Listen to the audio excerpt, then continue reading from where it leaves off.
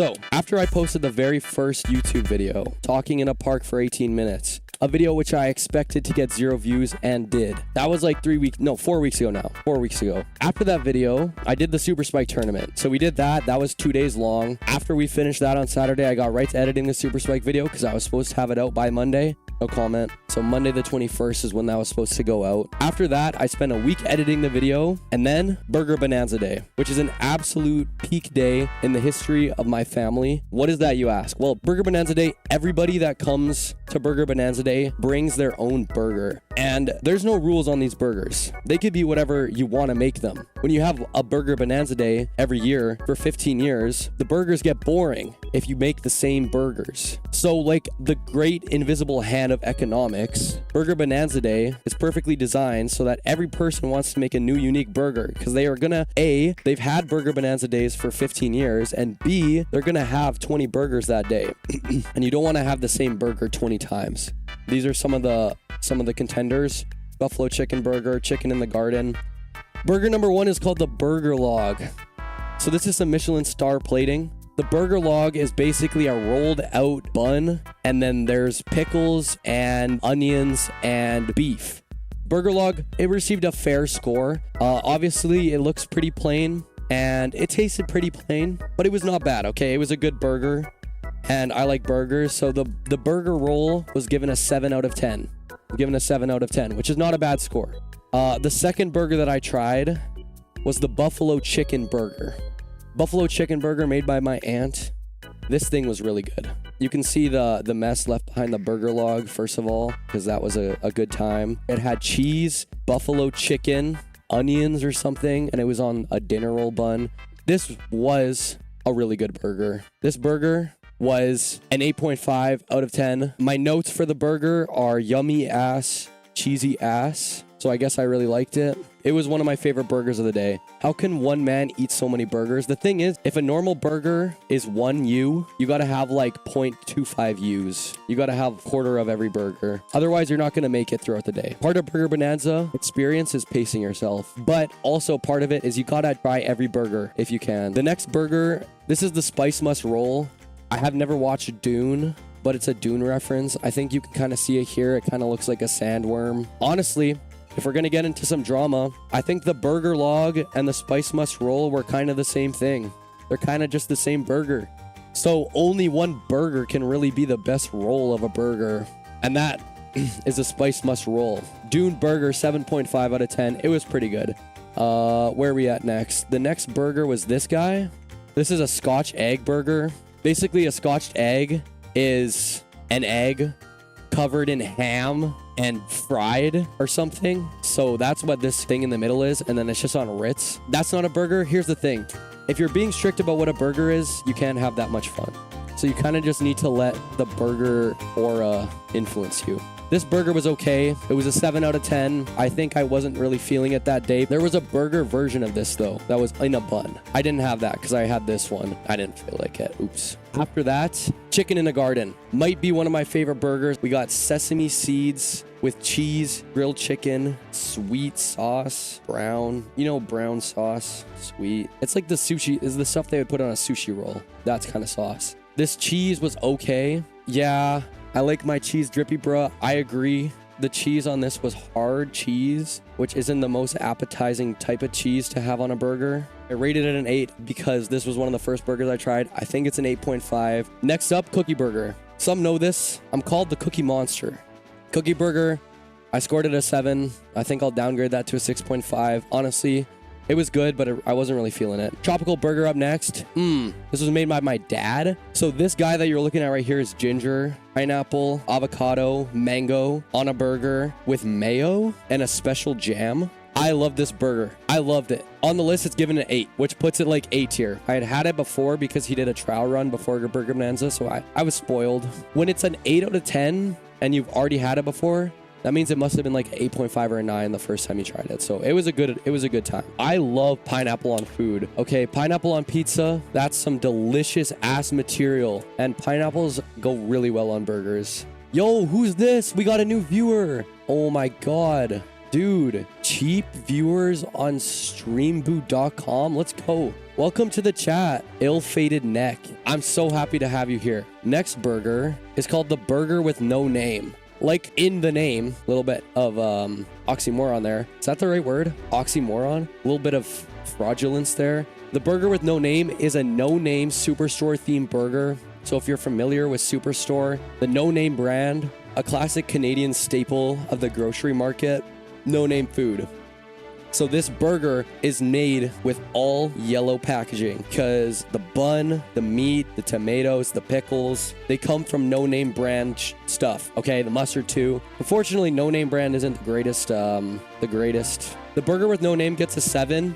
I might downgrade that to a 6.5. This next burger is the Métis burger. Shout out the Métis ancestors. Actually, this is not the right one. That's not it. I think it's this guy. It's on a bannock bun. Shout out Indigenous people of Canada. I think it has a beef patty. Honestly, can't really tell you what was in this burger. It tasted pretty damn good. It was like a very legit burger. It's a 7.5, and that's really just like the average score throughout this day. And I liked it. I enjoyed it. It was pretty good, but I was getting pretty full at this point. The next burger was a taco burger. Chips outside the bun. Is that legal? I don't really know. That's kind of like a side thing. Cheese, taco sauce, maybe salsa, sour cream, beef patty. Last year, me and Andrea made a Mexican burger and it was a taco burger, and it kind of slaps this burger in the face. It kind of does. I liked ours. The taco burger was really good though. 7 out of 10 burger. I was saturated at this point. I was kind of like force feeding myself, but I have to try every burger. This one was the spicy chicken burger. This was my favorite burger. The spicy chicken burger, this is a straight 9 out of 10. It's kind of similar to the buffalo chicken burger, but it's just a spicy sauce with chicken. Last burger of the night. This is the peanut butter jelly burger. I didn't give it a rating because it was late at night. At this point, Burger Bonanza has been happening. We went in the pool. We drank beer. We kissed at a family event. Everybody probably kissed someone. I kissed my girlfriend though, not my family. This burger was really good. This burger was probably an 8 out of 10. It had bacon, peanut butter, and jelly, and it was a late night burger, so it kind of hits different, especially because you can kind of tell it's dark here, and the last shot was from a not dark time. So there's probably like 5 hours between these burgers. My dog ate 2 of these because he's a little thief. End of the day, we had a ping pong tournament. I sucked at ping pong last year. We did a ping pong tournament. My brother won it. I probably was the worst player. We did singles and doubles in my garage, and I sucked. And then this year, throughout the last year, I've been to my girlfriend's aunt's house twice, and they have a ping pong table, and I got trained by that family. There's 3 people in that family: mom, dad, son. All of them kick ass at ping pong for some reason. And also Andrea's dad's pretty good. So I was tutored by the best. I practiced for a year straight, and I destroyed everybody at ping pong this year. I won the singles tournament and the doubles tournament, and there was a guy there, Tyrese. He's good at ping pong too. He was actually really good, but something was alive in me. Like, I was full of burgers and I slapped. So that was Burger Bonanza Day. Burger Bonanza Day finished. After the ping pong tournament was done, me and Andrea went to bed, and we woke up at 2:30 in the morning. So we got 2 hours of sleep because we were going to Toronto. We woke up, we said bye to my mom, who woke up to say bye to us, sweet as she is. Nolan picked us up. What the hell? What a good friend. Okay, Nolan decided, he let us know at like 1:30. I got a notification on my phone while I was sleeping, and he's like, guys, I can take you to the airport. We said thank you. Hand job in the car, right to the airport. 3 a.m. We're at the airport. Flight takes off at about 4. I think we're an hour early for domestic. The feeling of like going to the airport when it's like sleep time, like you wake up from REM sleep and it's like 3 a.m. and you're at the airport. I don't know what it is. The energy level you have is the weirdest experience. You're so awake and so tired at the same time, but it's kind of like you're in a liminal space. The plane ride was scary, okay? It's been a few years since I've ridden on a plane or flown on a plane or whatever. I think 2019 is the last time I went on a flight, so that's 6 years. I don't know if I've like developed more anxiety in the last 6 years, but like I was scared, okay? That flight was crazy. Our turbulence was through the roof, and all I kept repeating to myself is that turbulence has never made an airplane crash. That's not true. It's actually not true. I looked it up after. The plane who's like this way was like, we're going like 45 degrees at some point, like maybe 20 degrees. Location doxed. Unfortunately, the Super Spike video doxed his location as well, because Super Spike is a Winnipeg thing. Tell us your street address. That's in my first video. If you're Geo Rainbow, you can find it. Literally everything about me is doxed already. Nathan, what the hell? Good thing nobody lives on that street. Prominence Point, I've never heard of it, but like that sounds like a real location that someone that we know might live on. Good thing nobody does. When we landed in Toronto, I needed a coffee because I have a crippling coffee addiction. Every morning, if I don't have my coffee within like an hour or two, I'll die.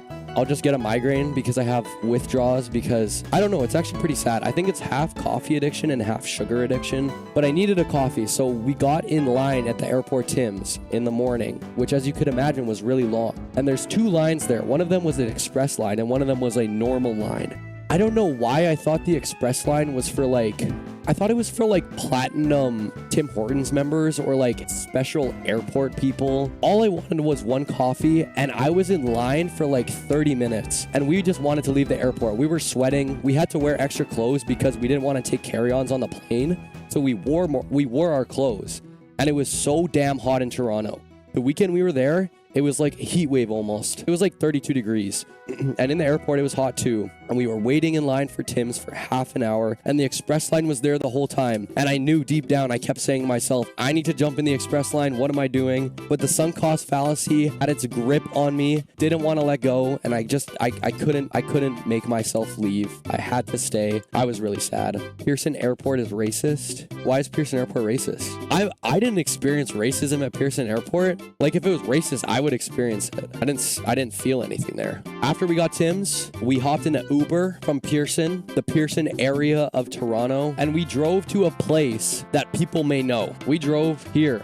This is the house that The Weeknd grew up in his like late teens, early 20s or something. The reason we were in Toronto this weekend is because Andrea loves The Weeknd and there was a Weeknd concert. So we flew out on a Sunday. We had the whole first day to explore Toronto. The second day, Monday, was the Weeknd concert. And then Tuesday, we headed back to Winnipeg. So the first place we stopped at was here at the House of Balloons. There was a guy that was shirtless sitting on the front porch here, and Andrea really wanted pictures in front of the house. So we had like a whole like 20 minutes of like kind of standing in front of the house, figuring out the best angle to take a picture at. The guy was like behind this thing, but like if you want to take a picture, you kind of need to like go up the driveway. But there's like cars in the driveway. Like this is a house that people live in. So it feels really weird taking a picture there. But we did take a picture after enough time. Where's the Super Spike video? Right here, okay? It's on DaVinci Resolve. It's 30 minutes edited, okay? Don't keep asking where Super Spike is. It's coming. Okay, it's supposed to come out 4 Mondays ago, guys. What do you mean? Where was I? So after House of Balloons, me and Andrea went on a fat walk. Basically, House of Balloons. I'll pull it up on maps. Don't look at that. That's Winnipeg. You're not supposed to know what Winnipeg is. So House of Balloons is on Spencer Avenue. This is a map of Toronto. The airport's here. This little blue-ass blob. So we Ubered here. When we were in the Uber, the lady who drove us, she took the wrong turn. She added an extra 10 minutes to our drive, and I still tipped her. Was that a stupid decision? What do you guys think? I tipped her $2, I think. It was a $30 drive, so if we do the math, that's like a 6% tip, 6.125 or something, which is not that great of a tip. But I tipped the Uber driver, and she gave us an extra 10 minutes because instead of turning this way, she went this way and there was no way to turn around. So after House of Balloons, we walked. And like I said, when we arrived in Toronto, it was a hot fucking weekend, okay? It was like literally 32 degrees all weekend long. We were staying at an Airbnb. Time to dox the Airbnb now. Our Airbnb was in this area. There's a mall here called The Well. In theory, it's really cool and it looks really nice. So that was our first target. So we walked from Spencer Street from a little bit over here all the way this way, which is about an hour-long walk, I believe. By the time that we got to where we needed to be, I was not in a good condition. Anybody who knows about sweat color theory, if you're wearing a gray t-shirt, you sweat. In fact, you sweat in any color t-shirt, spoiler alert. But if you wear a gray t-shirt, you're fucked. So by the time we arrived at our destination, throughout our walk, we stopped halfway through to stop at a cafe. And when we were there, I took off my backpack and it was kind of like this bougie Italian cafe. I had sweat stains on my back. Give me a hug looking at the sweat stains. Honestly, don't look horrible in past tense. It was pretty funny. This is the food we got. So there's this chocolate croissant. There's this like ham sandwich thing with a bunch of seeds. I probably have like a few plants growing in me after eating that shit. This is the Well. Outdoor mall, 3 layers, like 3 levels. The only problem, the stores kind of sucked. We were sitting down for a bit at this bench. There was this security guard who for some reason didn't like us sitting here. I think we looked like Winnipeggers, and he didn't like that. So he told us to fuck off and jump off a bridge. The Toronto trip ended early because we died, +1. After that, we went to this place called Arcadia Earth. This place, its pictures are sick. Like, this looks cool, right? This installation looks sick. I thought this was a real aquarium with like fucking fish going in here. There was this room which looks interesting. Some big ass schnauzers. This is like, yeah, I guess this is the XQC room. I thought it was just like a museum. And most of all, I thought it was a real like aquarium inside a mall, and it was going to be so cool. And we went inside. All of these LED screens were super low res. It was the most non-immersive thing ever. They had a mobile app that was like AR. You were supposed to pull out your phone, and there was like floating digital displays in the rooms. It was dumb. And in every single room, there was a person that worked at Arcadia that was talking to you for like a minute, explaining the theme of the room and why the earth needed help. It was pretty sad. Fortunately enough, we got this Rick and Morty ass picture. All of these are like motherboards and like keyboards. This room I thought was organs. It kind of looks like we're inside of a period, but it was actually supposed to be fishnets. And there's like, this is supposed to be like a fishing thing. I thought these were hearts, and it reminded me of the guy from Don't Hug Me, I'm Scared. I just felt like I was inside this guy the whole time, in his face or something. Arcadia Earth was a scam. It was probably like $40 a person. I would not go back there. We took the TTC for the first time. The second we got in there, I felt like we were in Star Wars or like a dystopian world, because there's like security guards that entered the train, and they were like checking everybody to make sure they actually paid for it. So if we scammed the train, you got to pay a $250 fine for not paying for your TTC ticket. But you know, we're good boys, we're good girls. But we followed the rules. And when we got to the Airbnb, there was no AC. It was basically just a room. We showered, we took a nap, and we went to the harbor front. We went to this restaurant. We took photos of our food, and then we had to run because we were about to be late for our ferry, because we were taking a ferry over to the islands. You have to take a ferry from here to this area. When we were there on the island, we rented these electric bikes. I thought they were going to be the kind of bikes that would like fully electric and you could press a button and drive, but you had to pedal the whole time. It was just like electricity boosted, like your power was increased, but it wasn't automatic, which was really sad. I thought we were going to have like motorcycles. We went there really late at night, so like we didn't really see much. The weekend was doing 2 shows, so this night we heard the concert from across the lake. After that, we got a beaver tail. I think it was a real beaver. I didn't feel good about that. It's like eating a slowpoke tail. Feels like something Team Rocket would sell. Day 2 though, the concert was interesting. It's kind of weird going to a concert that you like don't know the songs. From our seats, we had a really cool view because we could see the CN Tower. When the concert was finishing in his very last show, there was a bunch of like pyrotechnics. Holy blinding lights, am I right? Take my breath away. They had fireworks and smoke and fire. And the 3 things filled the stadium with smoke. So by the time we were done the concert, we were totally gassed out. Walking through the tunnels, there was a permanent fog of war there. Next morning, we went to a little doggy cafe. I've been to doggy cafes. I've been to kitty cafes.